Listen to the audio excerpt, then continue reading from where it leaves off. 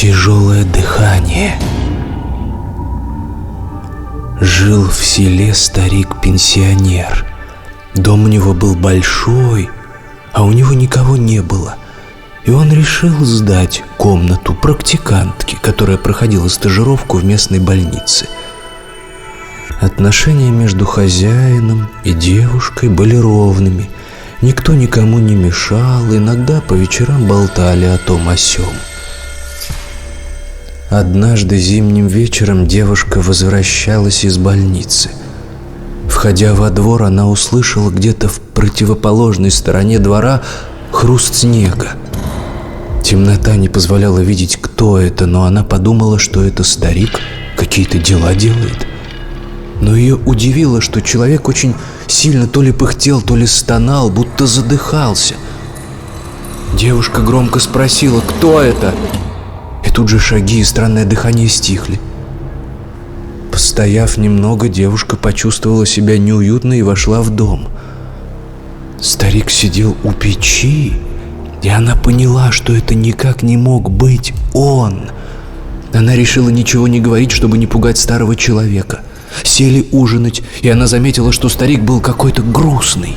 На ее вопрос он ответил: «Лег после обеда вздремнуть, и мне приснился мой младший брат, который умер 20 лет назад. Все звал меня пойти с собой, но я отказывался. Плохая это примета». Девушке стало еще страшнее, но она промолчала. Наступила ночь, и они разошлись по комнатам. Девушке не спалось, она все ворочалась на постели. Старик спал в соседней комнате, и она хорошо слышала его неровное дыхание. Вдруг на улице прямо под окном девушки опять захрустел снег, и раздалось то самое прерывистое, похожее на стон дыхание, будто кто-то только что пробежал марафон и задыхается. Девушка накрылась одеялом с головой, чуть не умирая от страха. Прошла минута, и, хрустя снегом, невидимый гость переместился к окну в комнате старика. И тут же практикантка услышала, как характер сонного дыхания старика изменился.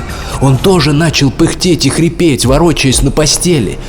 Девушка подумала, что надо бы его разбудить, но гость за окном тоже дышал почти в унисон со стариком, и она побоялась из-под одеяла. Не знала, сколько это продолжалось, и в итоге уснула. Наутро, когда рассвело, первым делом она вышла в уборную и исследовала снег. Никаких следов. С облегчением вздохнув, она вошла завтракать. Старик был более мрачен, чем вчера. Рассказал, что ему опять приснился брат, на этот раз злой и решительно настроенный силой унести его с собой.